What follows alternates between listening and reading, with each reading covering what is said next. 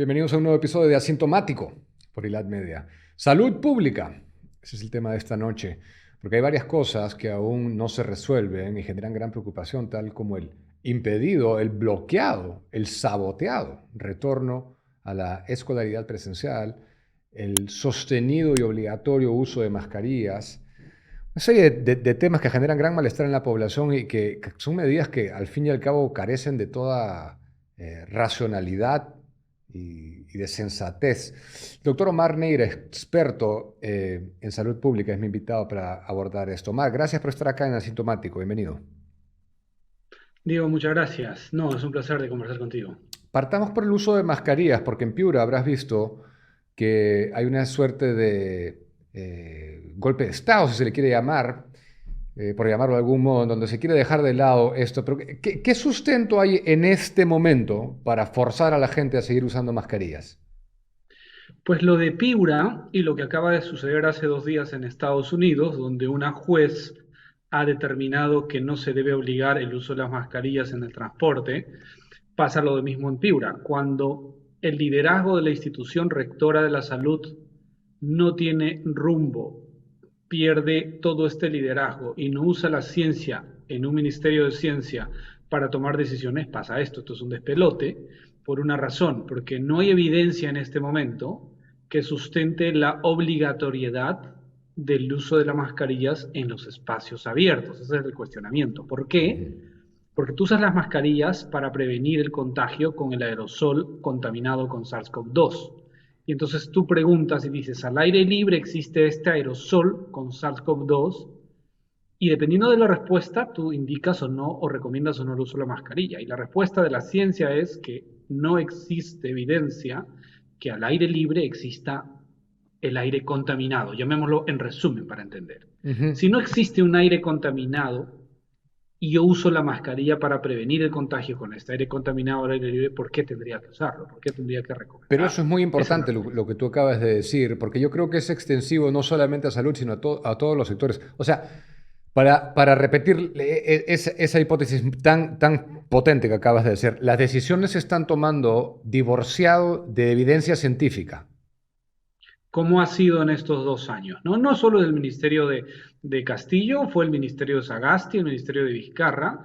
Muchas de las decisiones de política sanitaria acá no son tomadas en base a evidencia científica, son tomadas con un interés netamente político o de incompetencia de no comprender qué está sucediendo con la salud y con esta pandemia de la COVID-19. La Organización Mundial de la Salud, por ejemplo, no recomienda el uso de mascarillas en menores, puntualmente en menores.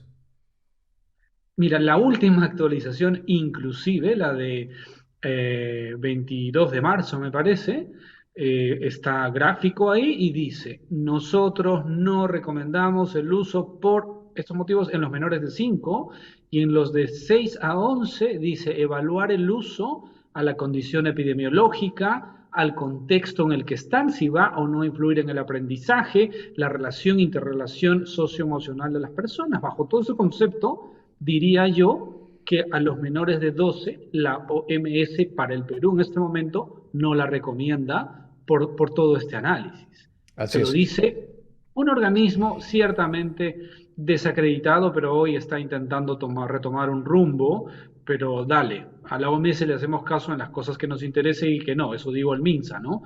Pero esto es una recomendación del Centro de Control de Enfermedades Europeas, por ejemplo, hay estudios, se ha evidenciado y hay que hacer un análisis, inclusive del grupo etario. El grupo etario de 0 a 20, Diego, no enferma. De 100 contagiados, 99,98% de chicos de 0 a 20 no enferman. No No enferman. enferman, eso te dice la data. Ahora, pasemos al tema de la educación, que al final está conectado, evidentemente. Aún estamos impedidos de que los chicos regresen al 100% de presencialidad y vemos en el Twitter del Ministerio de Salud que se fomenta la asistencia a un concierto masivo, masivo, y da incluso recomendaciones de cómo ir al concierto. ¿Cómo se concilia esto? Eso es lo paradójico de nuestro país, que el Ministerio de Salud promueva actividades masivas de ocio, como es este concierto que promocionaba, yo soy futbolero, pero promocionaba ir al estadio al 100% en el pico de la primera ola en enero. Digamos, ha sido incongruente durante toda esta crisis por una razón, porque el fútbol vende y es popular y estamos contigo, con el pueblo, te dice. Cuando en el Perú no se usaban pruebas moleculares, el único lugar donde se indicaba, y lo hacía en ese momento Zamora, era usar pruebas moleculares en los partidos de fútbol nacional, pero a la población no. Entonces tú te das cuenta que no estamos manejados por profesionales que hacen un análisis completo de la salud pública en nuestro país y hacen promoción como la que vimos ayer, promocionando el evento de este concierto, y a la vez en ese mismo momento dicen no permitimos que los chicos vayan al colegio. Y cuando hablamos de los chicos, Diego, hay que decir sinceramente, no es de los que más tienen, los que tienen colegios particulares. Hablamos de los que menos tienen. Los chicos que son vulnerables, de colegios públicos, que son los que no han abierto, no asisten, siguen en clases Zoom, siguen intentando ir 2 horas a la semana. O sea, eso es inconcebible después de 2 años. Y lo peor es que no hay una sociedad que levanta la voz y todavía hay autoridades que defienden la educación virtual bajo todos estos conceptos complejos y difusos de no entender la importancia de tener una sociedad educada. Ahora, Porque la educación va más allá de aprender matemáticas, gramática, es un concepto integral y complejo que necesitamos que los chicos asistan a esta presencialidad para comprender y asistir a un proceso complejo integral, ¿no? yo estoy de acuerdo con que se usan estos eventos con fines políticos porque sencillamente son elegidos los que son de enorme popularidad, como en su momento ha sido el fútbol. Ahora este evento, que no voy a decir cuál es, porque aparte me parece mal que el MINSA, con recursos de todos los peruanos, esté promocionando un evento privado, pero es un tipo de concierto que genera una confluencia masiva, es de gran apego popular. ¿Por qué ese concierto y por qué no otro concierto en todo caso? También se abre esa puerta, ¿no? Claro, podría promocionar un concierto de algún grupo peruano, de algún evento sociocultural masivo que podríamos dar. A ver, ¿por qué no promocionó el Ministerio de Salud la procesión del Viernes Santo en Ayacucho? En un país católico, con más del 70% de peruanos católicos, donde se expresa además una culturalidad importante para nuestro país. Eso es Ayacucho. ¿Por qué no promocionaron en Ayacucho? Porque acá hay sesgo de todo tipo y entonces, bien, pero me parece paradójico y yo me siento impotente de ver estos mensajes y al mismo momento escuchar al ministro de Educación y decir no habrá presencialidad porque yo condiciono la presencialidad a las vacunas, por lo tanto, la educación sigue estando cerrada en la práctica. Pero ¿cuál es el sustento? ¿Cómo es? Porque algún sustento en algún momento tiene que haber, ¿no? Evidentemente hay una burocracia que, por muy mal que estemos, se ejerce, ¿no? ¿Tiene sentido mantener la distancia de 1 metro en todas las direcciones para los niños cuando está fomentando este tipo de eventos masivos? ¿Cómo se sustenta eso? Mira, la historia del distanciamiento sucedió hace 2 años, cuando en China empiezan a evaluar, no se sabía mucho, y a partir de ahí muchos países tomaron como dogma, porque no había tanta evidencia, a raíz de que creían que el contagio era por gotículas. Ujú. ¿Ok? Entonces, en gotículas, y eso es válido para influenza, tú tienes entre 1 y 2 metros la posibilidad de recibir gotículas y te contagias. En SARS-CoV hablamos de aerosol y es inmanejable ese distanciamiento en la práctica. El aerosol va a estar en un ambiente cerrado, sin o con poca ventilación, estés a 1 metro o a 10 metros. Entonces, Ujú. no es aplicable el término de bioseguridad distanciamiento para SARS-CoV. Para influenza sí era aplicable. Y eso en marzo de 2020 ya sabíamos en la comunidad científica que eso se certificó. Y a partir de ahí mantener esto es más dogmático para intentar hacer ver a la población que hago algo por la población que evidencia. Y entonces se han mantenido ciertas normas de bioseguridad para decir hago algo que es peor que nada, pero en bioseguridad eso no funciona así. Así que hoy no hay esa evidencia. Te hablo de la dinámica social.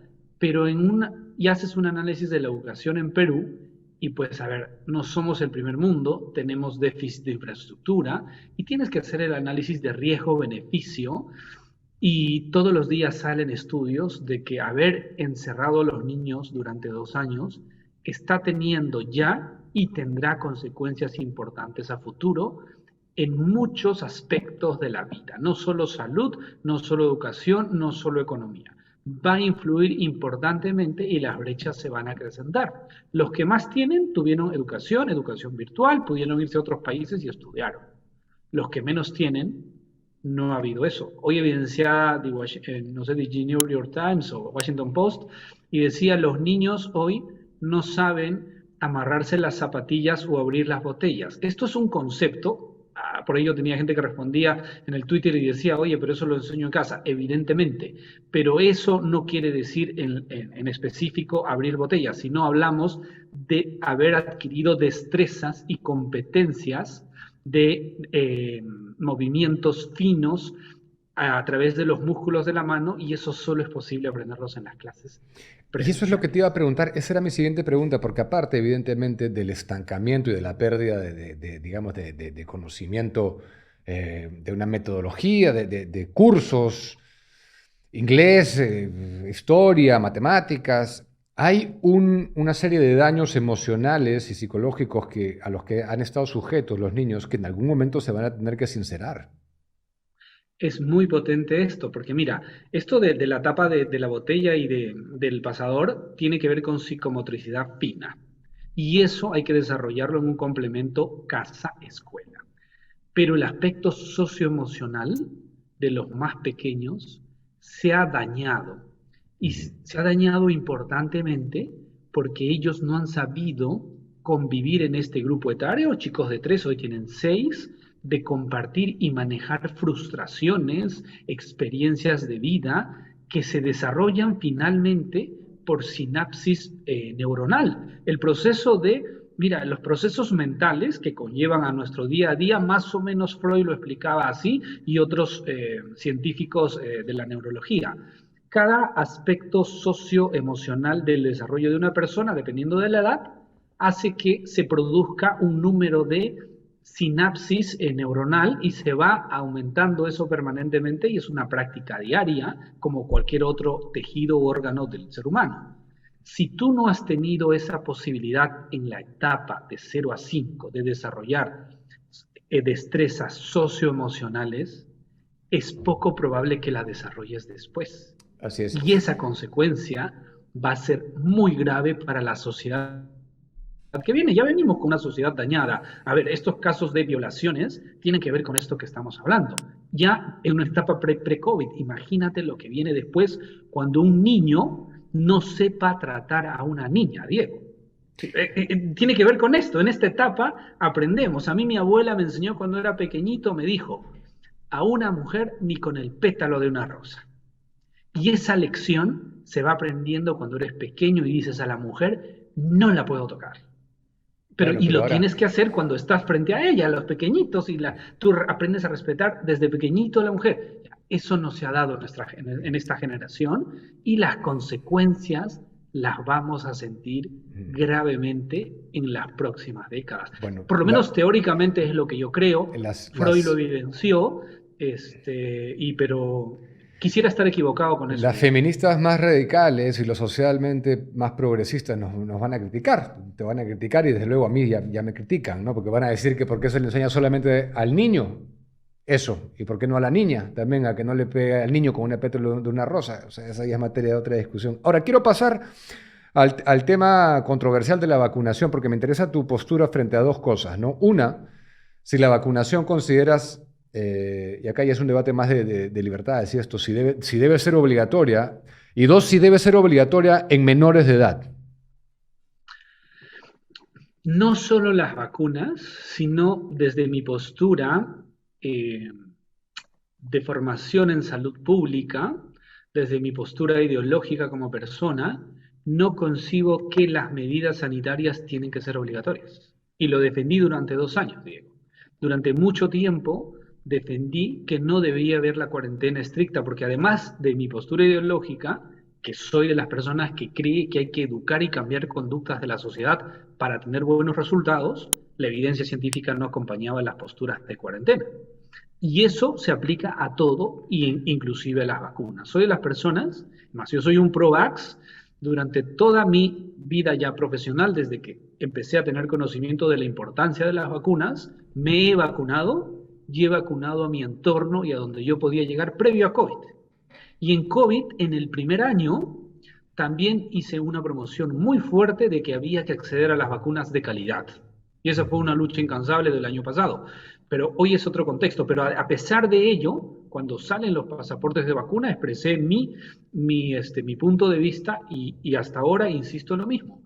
No puede ser obligatoria las vacunas. Lo que tenemos que hacer como salubristas es trabajar fuertemente para cambiar conductas de las personas y que las personas por cambio de conducta asistan. Nosotros hemos tenido previo a COVID como país un programa de inmunización muy potente que hoy está en riesgo, entre otras cosas, por hacer coercitiva la política de salud pública. ¿Por qué Cuando no tú deben haces ser obligatorias las coercitivo, vacunas? ¿perdón? ¿Por qué no deberían ser obligatorias las vacunas? Y también, ¿cómo contrarrestas el argumento masivo que se armó de, bueno, tienes toda la libertad de no vacunarte, pero no puedes atentar contra mi vida ni ponerme a mí en riesgo? ¿Cómo Pero contrapesarías eso? es que escúchame, es que ese fue el otro problema de la comunicación en salud pública y de los políticos en muchos países que te decían, si tú no te vacunas, pones en riesgo a los demás. Y eso es una gran mentira. Nadie lo dijo. Las vacunas no previenen contagio de otras personas, solo te previenen a ti. O sea, y eso nunca lo han, o sea, finalmente hemos sido pocos los que hemos dicho, ojo, las vacunas no previenen contagio, previenen enfermedad. Nosotros los técnicos comprendemos la diferencia y es abismal, pero había que explicar a la población y hacerles entender que son conceptos distintos, enfermedad e infección, que pareciera que son lo mismo y están relacionados, sí, pero había que explicar y eso nunca se dieron los trabajos por una razón, porque para los que tenían el poder y tomaban decisiones, la vacuna ha sido una herramienta política muy potente Tremenda, para poder tremenda. manejar y lo han utilizado así. ¿Por qué no tiene que ser voluntario, Diego? Por una razón. Tú mandas y tienes derechos sobre tu vida. Y entonces, Esa afirmación hay que repetirla porque es importantísima. Sin importar cuál vacuna, la vacuna no impide que uno pueda contagiar a otros. definitivamente, o sea, a ver, la vacuna es es una de las grandes innovaciones que ha hecho que hoy el ser humano, desde 1950 hasta hoy, casi en 70 años, tenga el doble de expectativa de vida. Entre otras cosas, las vacunas nos han quitado enfermedades de la faz de la Tierra, pero enfermedad, no contagio. Entonces, cuando tú entiendes que la vacuna es útil para prevenir enfermedad y muerte, y por eso hoy estamos bordeando los 80 años de expectativa de vida, entre otras cosas porque los microorganismos son contrarrestados con las vacunas, eh, pero te protege a ti, Diego. Entonces, cuando tú le haces entender a las personas y les dices, oye, estas vacunas no van a impedir que te contagie, pero si tú acaso tuvieras algún condicionante, van a evitar que te mueras, y se lo explicas bien, y cambias conductas, la gente va a ponerse la vacuna, pero tiene que decidir, porque si tú te enfermas y eres, llámale, elegible a enfermar por este virus y te mueres, tú decidiste eso porque no te vacunaste, pero no le haces ningún daño a otra persona porque tú igual vas a contagiar a otra persona. Bueno, ese Eso fue el no está. argumento que utilizó, recordarás el episodio famoso en enero de este año de Novak Djokovic en el Abierto de Australia, y él llegó con su prueba, acababa de tener COVID y tuvo la prueba negativa, pero no se quería vacunar y lo hicieron trizas. Yo voy a comenzar a repetir esto. Me alegra que me hayas confirmado esta noche porque refuerza mi sentimiento de liberal y de que nadie puede forzarte a introducir una sustancia en tu cuerpo y con esto que tú estás diciendo se derriba el argumento de culpabilidad, ¿no? Es que claro, no, ese fue el gran mensaje. Hoy se le cuestiona al CDC americano por ese mensaje, porque salieron a decir, vacúnate para proteger a los demás. Y no. O sea, tú con la vacuna solo te proteges a ti. Ok. Porque si tú te contagias, vas a contagiar a otros, estés o no estés vacunado. En un principio salieron un par de estudios con las vacunas RNA mensajero que disminuía esa capacidad, pero luego no salieron más estudios y finalmente se evidenció, además Omicron nos trajo eso, que las personas vacunadas o no vacunadas se contagiaban igual y contagiaban igual. Lo que sucede sí es que no desarrollan enfermedad y esa es una noticia, pero esa es tu responsabilidad y ahí tienes que decidir tú como ser humano. Para terminar, dos preguntas, que nos quedan un minuto, Omar. ¿Cuándo vamos a dejar de usar mascarillas? Y aparte, ya podemos, en tu opinión técnica, ¿deberíamos de regresar al 100% de aforo en la escolaridad? En el Perú es una decisión política. Si fuera una decisión técnica basada en evidencia, en este momento no usaríamos mascarillas, salvo espacios altamente aglomerados y cerrados, Y en el salvo esos caso, espacios. en el caso de la segunda pregunta, En el caso de la segunda pregunta, yo soy de los que considero, y si yo tuviera, a ver, es más, he ayudado a muchos colegios, he estado involucrado durante mucho tiempo en este retorno. Yo, si tuviera la oportunidad de tomar alguna decisión en este país, nunca hubiera cerrado la educación, salvo las 2 o 3 semanas del mayor pico de contagio, y la educación yo la tendría al 100% presencial y cuidaría a quienes son vulnerables. Y eso es muy fácil de hacerlo, de evidenciar quiénes son los vulnerables, y yo me enfoco en los vulnerables, bien, sin condicionamiento de vacunas para este grupo de 0 a 20. Colegios y universidades yo las tendría abiertas en este momento sin restricción alguna. bien, muchas gracias, Omar. Valiosísima apreciación técnica que nos aportas esta noche. Hasta una Encantado, nueva Diego. oportunidad, gracias. Y Gracias. yo quiero hacer hincapié en esto porque, más allá de ser liberal y defender la libertad, por sobre todo, no hay evidencia científica en estos momentos para que con una falsa dosis de culpabilidad te fuercen a vacunarte si no quieres. La vacuna, lo dijimos desde un inicio, debería ser potestad de cada uno. No impide que uno contagie, sino es para uno mismo. Eh, Interesante también lo que dice el doctor Neira respecto al uso de mascarillas. Técnicamente, eso es lo bueno de hablar con técnicos que en general te responden mucho más directamente que los políticos. Técnicamente no hay ningún sustento para impedir el retorno a clases al 100% presenciales y estamos sumiendo a los niños de este país en una crisis que la vamos a cosechar de a pocos a través del tiempo, no solamente académica, sino emocional y psicológica. Y ahí les dejo esas consideraciones y espero que lo escuche y lo vamos a hablar con quien tengamos que hablarlo, porque esta es una causa que vale la pena unir fuerzas y alejarnos de los tintes políticos, la educación. No nos quejemos luego de tener un presidente absolutamente analfabeto e incompetente si no nos ocupamos de la educación. Hasta un nuevo episodio de Asintomático, siempre por el canal del Instituto de Libertad y Acción para el Desarrollo. Buenas noches.